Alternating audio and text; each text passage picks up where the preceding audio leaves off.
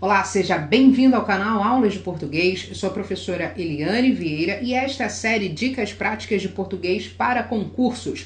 Este é o episódio número 31. Na aula passada eu falei sobre a concordância com a expressão é necessário, concordância nominal. Dei algumas dicas para você não errar na hora da prova, e no vídeo de hoje eu quero falar sobre a concordância especificamente quando o verbo haver impessoal. Esta aula é muito simples, muito objetiva e o principal, esse assunto cai em prova, então isso aqui você não pode errar, tudo bem? Então vamos lá, concordância com o verbo haver. Na letra A eu tenho há vários alunos na sala. Não é segredo para ninguém que o verbo haver nesta frase tem o sentido de existir. E quando o verbo haver tiver sentido de existir, o que isso quer dizer para você? Que ele é um verbo impessoal. Ah, professora, mas o que significa ser um verbo impessoal? Significa que esse verbo não tem sujeito. E se não existe um sujeito, o verbo fica na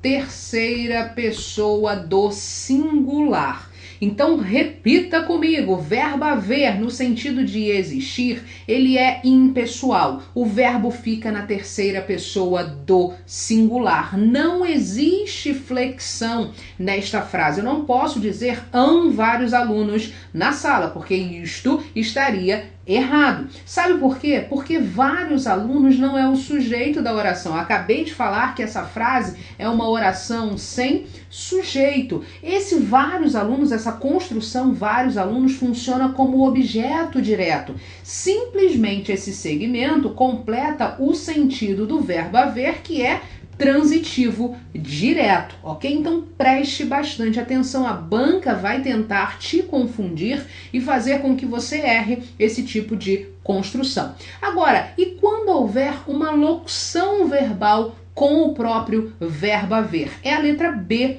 de bola. Veja, deve haver vários alunos na sala. O verbo haver é o verbo principal, este verbo aqui. E o verbo dever é o verbo auxiliar. O que acontece nessa construção? O verbo haver sendo impessoal, eu posso trocar aqui, obviamente, por existir, ele figura na terceira pessoa do singular, como eu havia falado anteriormente. Só que essa impessoalidade passa ao verbo auxiliar. Então, o verbo dever não vai se flexionar justamente porque o verbo haver impessoal está aqui em uma locução verbal, ou seja, ele é o verbo principal dessa locução. Então, letra A está correta, assim como a letra B também. Não se esqueça, locução verbal. O verbo haver é o verbo principal dessa locução verbal e ele está no sentido de existir? Sim, então a locução verbal deve ficar na terceira pessoa do singular.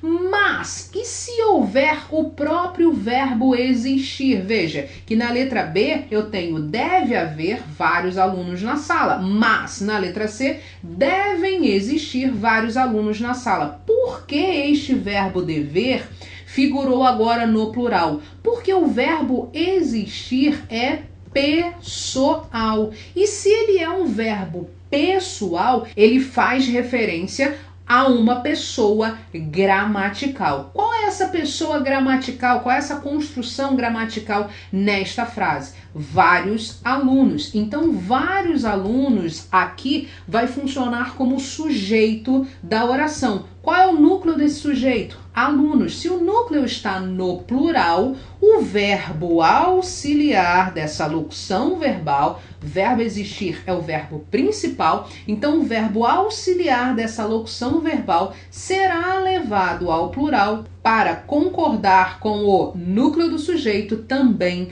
no plural, ok? Então devem existir vários alunos. Somente lembrando que nessa construção aqui, vários alunos, como eu falei anteriormente, vai funcionar como objeto direto e não, obviamente, o sujeito da oração. Você não pode confundir esses três tipos de construções. Isso aqui pode cair na sua prova. As bancas exploram bastante essa regra porque elas sabem que isso de alguma forma pode confundir o candidato. Mas você não, porque agora você entendeu passo a passo qual é a função de cada um desses termos. Você entendeu que o verbo haver é impessoal e essa impessoalidade passa ao verbo auxiliar da locução verbal, mas o verbo existir é pessoal, e se houver um sujeito no plural, o verbo auxiliar vai se flexionar para concordar com esse sujeito no plural, ok? Se você gostou desse vídeo, não se esqueça de se inscrever aqui no canal para você receber as novas aulas, as novas dicas de língua portuguesa, as questões comentadas, enfim, tudo sobre língua portuguesa para concursos. E não se esqueça, obviamente, de deixar o seu like. O seu like é muito importante,